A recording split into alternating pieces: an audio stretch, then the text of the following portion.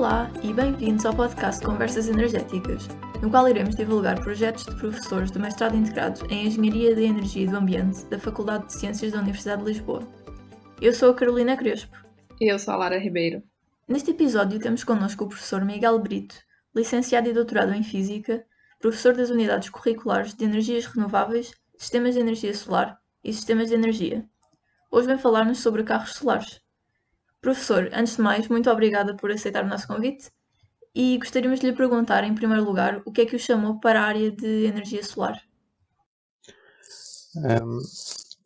A energia solar, digamos que é uma área que sempre me interessou, mas normalmente a história que eu conto é precisamente durante o doutoramento. Eu estava num departamento que fazia sobretudo medições de diferentes componentes atmosféricos e na altura estavam preocupados com alterações climáticas. Isto foi há 20 anos atrás.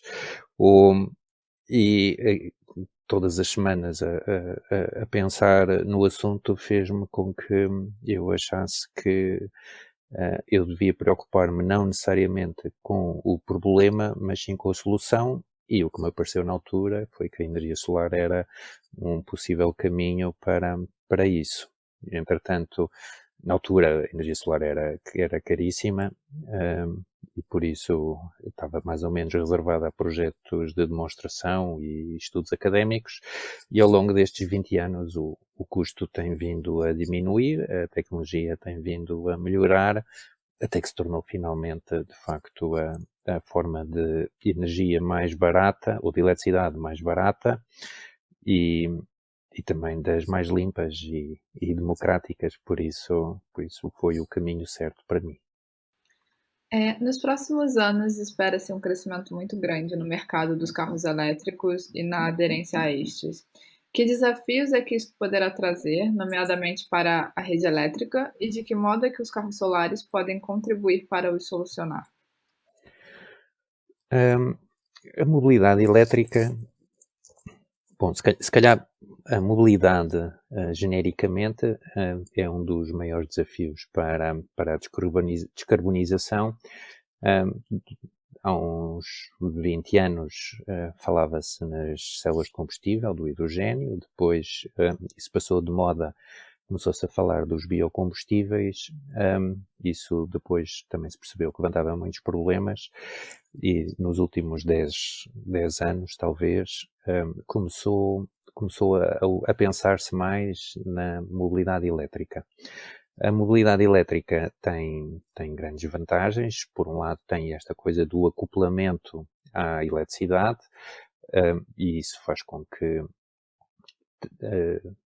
possamos produzir energia a partir de renováveis, com a tecnologia competitiva do solar ou do vento ou da hídrica, e por isso é uma forma que é mais simples e provavelmente mais limpa de conseguir resolver o problema. No entanto, tem problemas, tem o desafio das baterias, que é um desafio ainda tecnológico, para além da reciclagem e da eventual falta ou limitação dos materiais, e levanta outros problemas, como, em particular, os problemas com a rede. Uma conta muito simples que podemos fazer é olhar para a gasolina ou para o gasóleo. Do ponto de vista de energia, aquilo que temos é, de facto, um combustível com uma grande densidade energética. 1 litro de gasóleo ou gasolina, tanto faz, é da ordem dos 10 kWh. Por isso, se tivermos um carro com 50 litros, estamos a falar em meio megawatt-hora de energia. E estamos a encher o depósito em 5 minutos. Por isso, dá 6 megawatt-hora. Por isso, se eu tiver a carregar um carro com um sistema de carregamento muito rápido, que é para ser parecido com aquilo que hoje é encher o carro com gasóleo, estamos a falar por carro, eu preciso ter uma bomba de 6 megawatt, ou seja, vai ser grandes picos de tensão da potência que temos que ir buscar à rede. Se multiplicarmos isso por milhões de carros, então é fácil perceber que vai haver um grande impacto na rede. Por outro lado, se as coisas forem bem feitas, com carregamentos mais lentos, com alguma inteligência, aquilo que o carro elétrico deixa de ser um problema para a rede e passa a ser uma solução. Porque um dos desafios da descarbonização é nós estarmos dependentes de fontes de energia que são variáveis no tempo, que é faz sol, não faz sol, faz vento ou não faz vento, e se nós tivermos muitos carros que podem carregar à velocidade que for conveniente, significa que podemos gerir a nossa procura e por isso conseguimos resolver o problema da variabilidade das renováveis. Por isso, os carros elétricos podem ser uma solução, ou parte da solução ou parte do problema, depende de como estivermos a olhar para eles. Que vantagens e desvantagens é que os carros solares apresentam relativamente a um elétrico comum? Desvantagens só se for o preço, que inicialmente pode ser um pouco mais caro.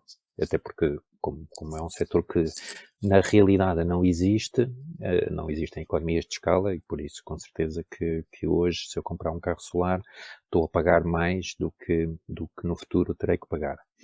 Um carro solar é um carro que é elétrico, que normalmente é plug-in, por isso quer dizer que funciona exatamente como todos os outros carros elétricos, que é, eu carrego a bateria, em vez de carregar só da rede, posso carregar de vez em quando apanho sol.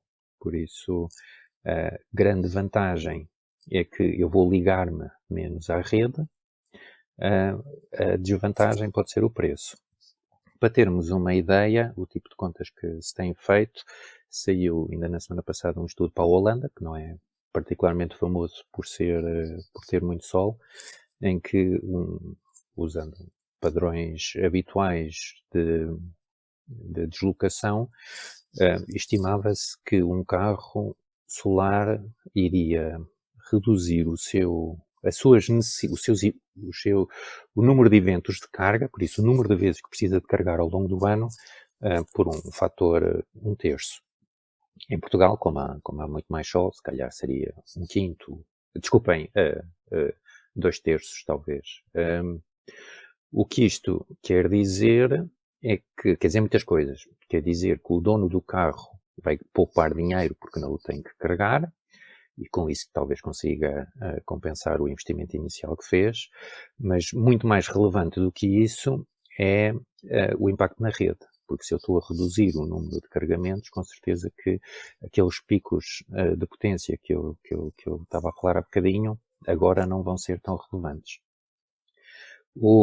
E isso também tem uma outra perspectiva que também é importante, que é, se vocês forem ler os jornais, este ano bateram-se todos os recordes na compra de carros elétricos na Europa e nos Estados Unidos e na China também. E uma das preocupações que as pessoas da indústria têm é que o crescimento do carro elétrico seja demasiado rápido para a infraestrutura de carregamento, porque as pessoas precisam de carregamento público e o carregamento público não consegue crescer tão rápido como a adoção de carros elétricos. Ora, esta solução do carro elétrico, o solar, o que faz permite o crescimento do mercado do carro elétrico sem ter que andarmos a correr tanto a montar a infraestrutura. Por isso é uma forma de acelerarmos a adoção do carro elétrico com o custo público mais limitado. Quais os desafios atualmente impostos nessa área? Bom, a primeira coisa é dizer que é uma área nova e por isso há muita coisa que ainda não se sabe fazer como deve ser. Talvez há muitos desafios do ponto de vista da tecnologia, porque não é só pôr um painel padrão em cima de um carro, é preciso que eles sejam com as formas corretas para o carro, é preciso que sejam bonitos, é preciso que sejam bem integrados e que não se vejam, é preciso que sejam robustos, É preciso, outros aspectos mais técnicos, fazer uma gestão de energia que funcione de uma maneira rápida e eficaz. E depois o outro desafio já não é tão tecnológico, tem mais a ver com a aceitação social, que é as pessoas que não estão habituadas a ter painéis solares nos carros têm que se habituar, e isso é com certeza aquilo que vai ser mais difícil de ultrapassar. Que fatores é que o levam a acreditar que esta é uma boa altura para investir na tecnologia dos carros solares? Hum, eu diria que bom, a razão porque há muitas pessoas a brincar com a ideia do carro solar já há muitos anos. A razão porque agora se começou a tornar comercialmente interessante tem a ver com o facto de termos módulos mais eficientes, termos módulos mais baratos, termos o crescimento do carro elétrico, termos a necessidade de reforçar a infraestrutura e não termos tempo suficiente para o fazer à velocidade a que as pessoas estão a comprar carro elétrico. Por isso, todas essas coisas criaram um ambiente que torna propício a que isto aconteça. O mercado do automóvel, ou da indústria automóvel, é um mercado difícil. As empresas são muito grandes e têm alguma inércia, porque têm que fazer grandes investimentos para cada carro novo. E por isso, comercialmente, agora estamos a dar os primeiros passos, e vai ter que haver algum processo de transição. Não é no próximo ano que toda a gente vai comprar um carro solar, com certeza. Se calhar daqui a 5 ou 10 anos, talvez se torne uma coisa muito comum nas nossas ruas e estradas. Por quanto que uma pessoa poderia, neste momento, adquirir um carro solar? Que eu saiba, só há duas empresas que fazem carros. Bom, há algumas empresas que fazem carros solares, não, fazem carros elétricos com pequenos módulos no tejadilho, aí paga-se pouco mais por esse tejadilho, mas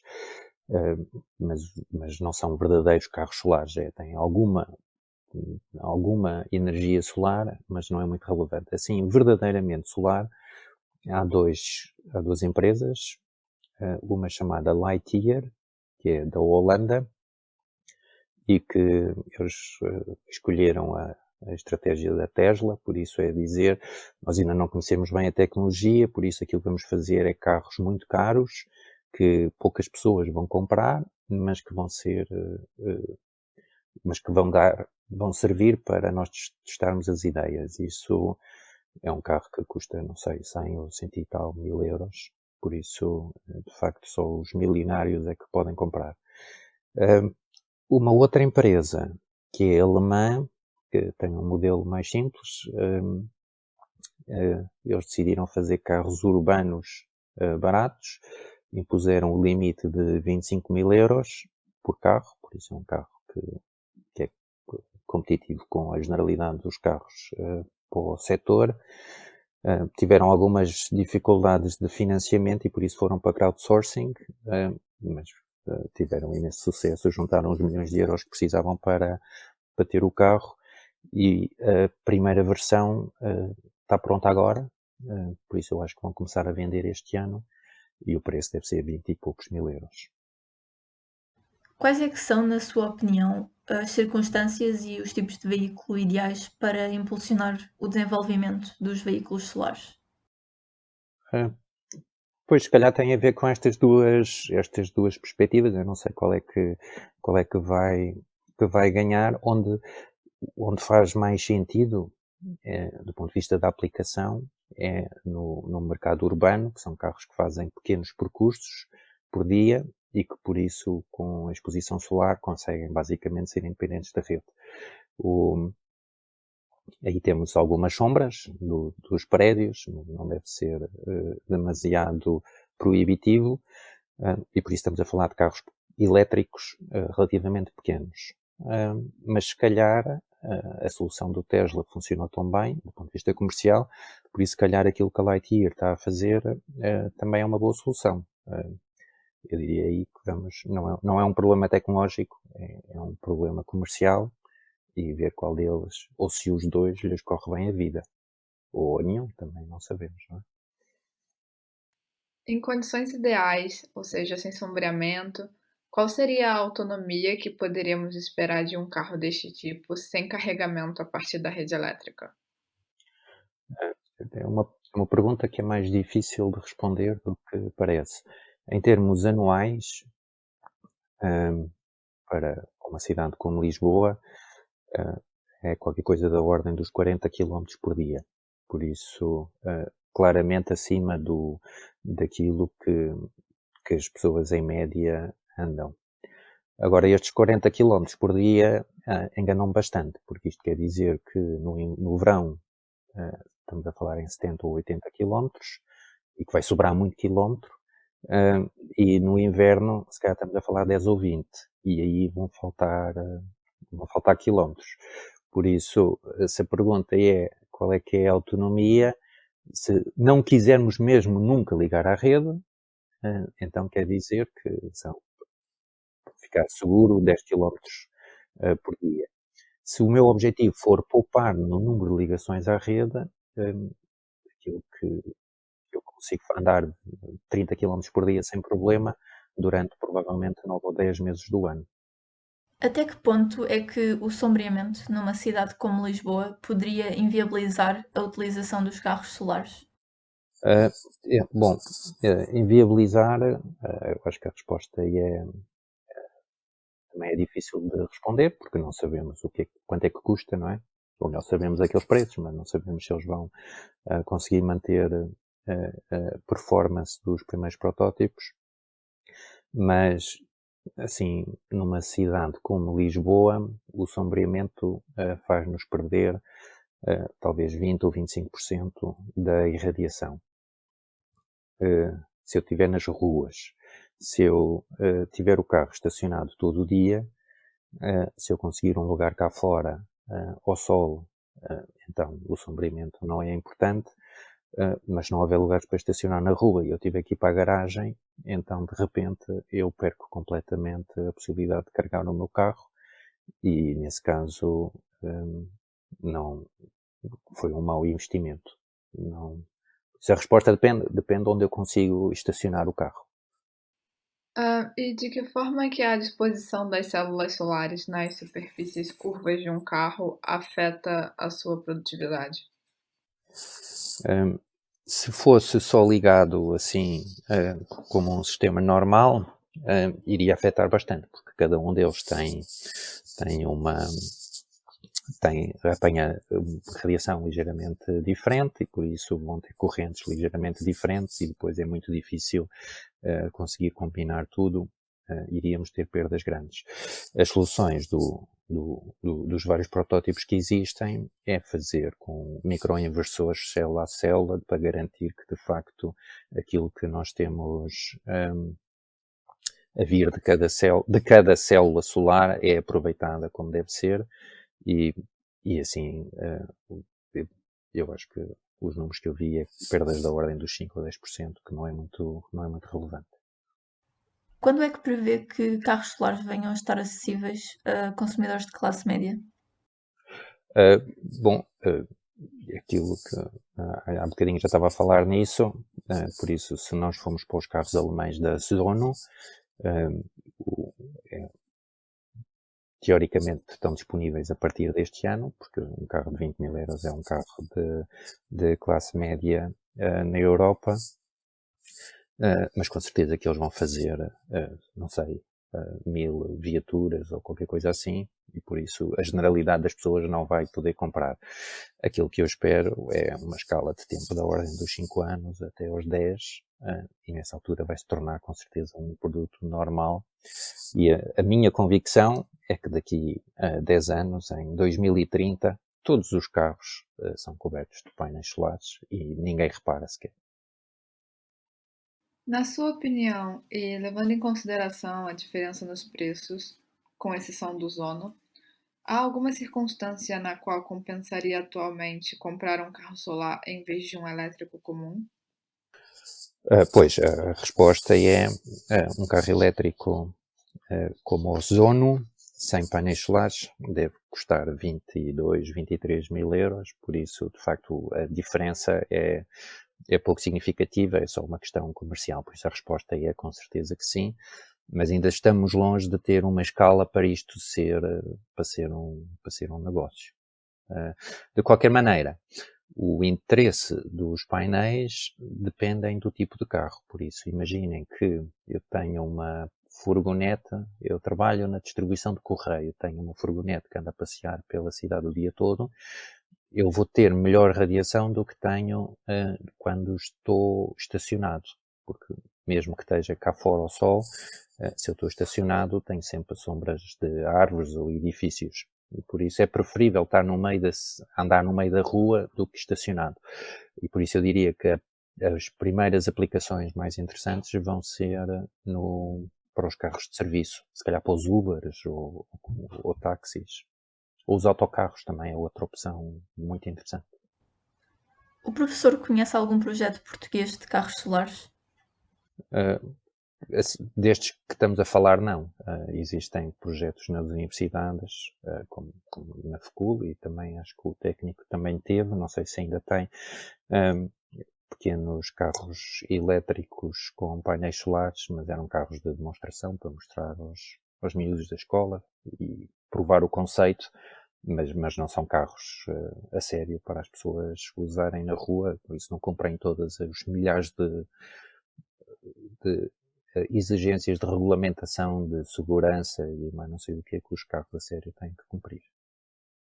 Agora, comparando um pouco o conceito de estradas solares e de carros solares, na sua opinião, qual das duas tecnologias é mais vantajosa e por quê? Entre os carros e as estradas, eu diria que não são incompatíveis. Não há razão nenhuma para não termos os carros e as estradas. Do ponto de vista tecnológico, hoje em dia, é mais fácil fazer um bom carro solar do que uma boa estrada solar. As estradas solares começaram a ser discutidas ou testadas há 3 ou 4 anos e os primeiros exemplos correram muito mal, porque houve uma espécie de subestimativa da violência dos carros e caminhões a passar por cima e por isso muito rapidamente ficaram escacados e deixaram de produzir, ou por exemplo infiltrações de água, que também é uma coisa que não pode acontecer num painel solar, porque senão tem curto-circuito e deixa de funcionar. E houve imensos problemas. Por isso eu diria, do ponto de vista tecnológico, o carro vai à frente. Para um futuro qualquer, não há razão nenhuma para não termos as duas. Ao ler sobre este assunto, eu confesso que me pus a imaginar uma situação em que um utilizador de um carro destes estaciona o seu carro de manhã ao chegar ao trabalho e tem de tentar adivinhar se fará sol suficiente para carregar o carro ou se precisa de ligar o carro à rede para carregar. Isto poderia de facto vir a acontecer ou haveria formas de o contornar?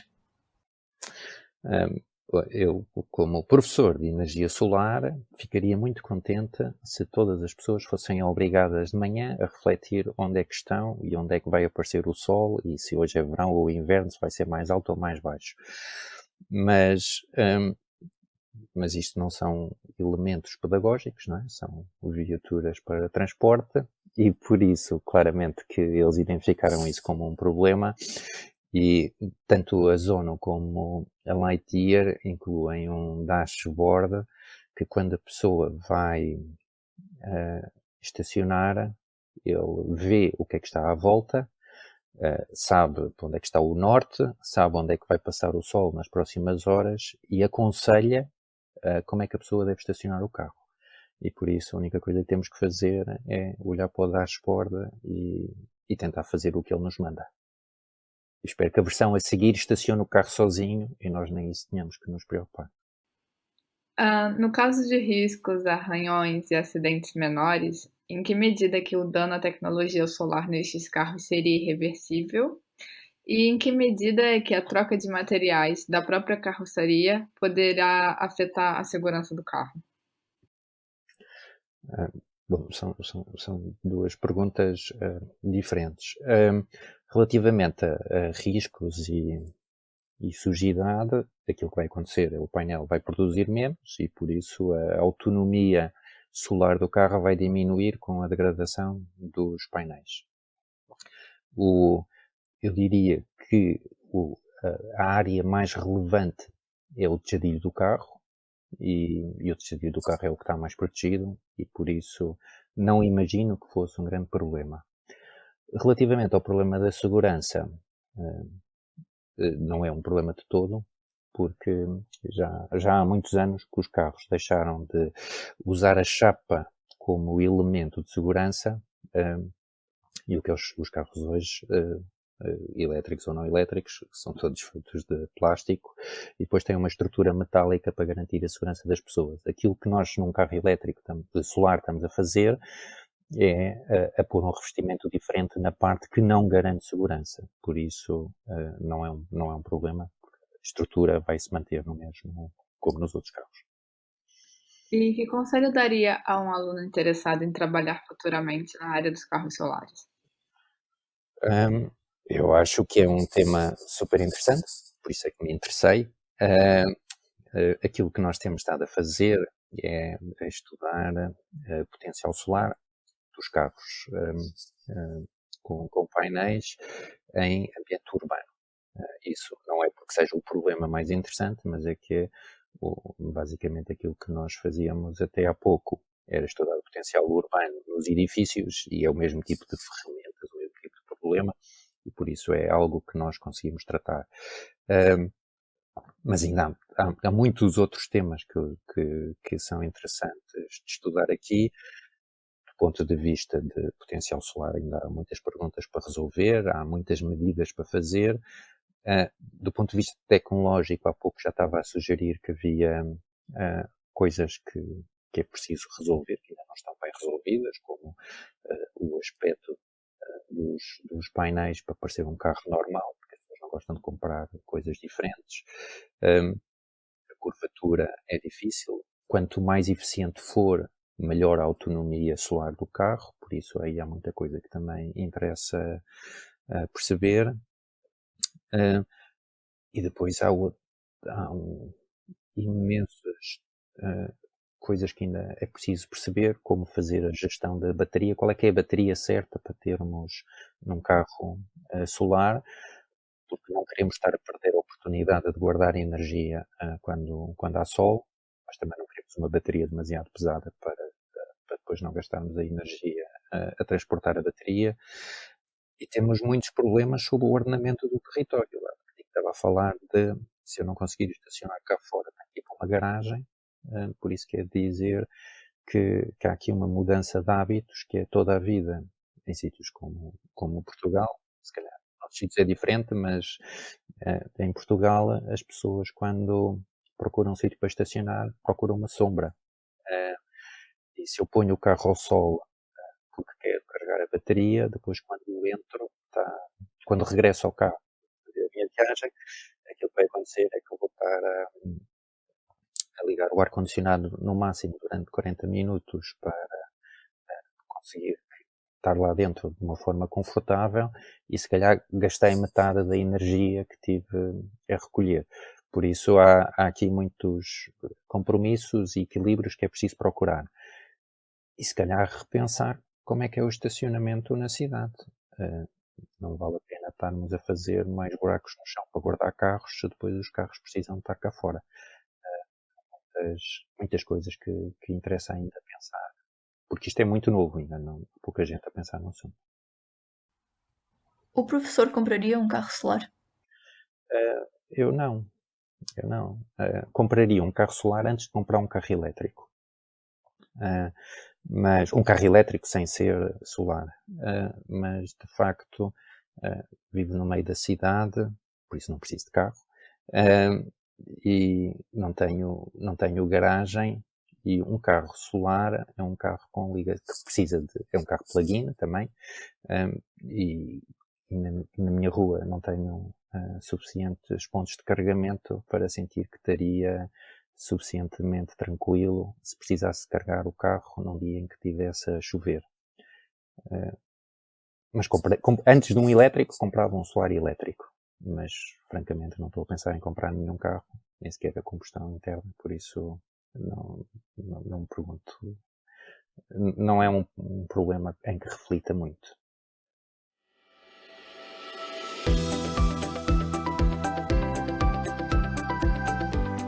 Essa foi a entrevista com o professor Miguel Brito sobre carros solares. Professor, muito obrigada pela sua disponibilidade e aos nossos ouvintes, muito obrigada e até o próximo episódio.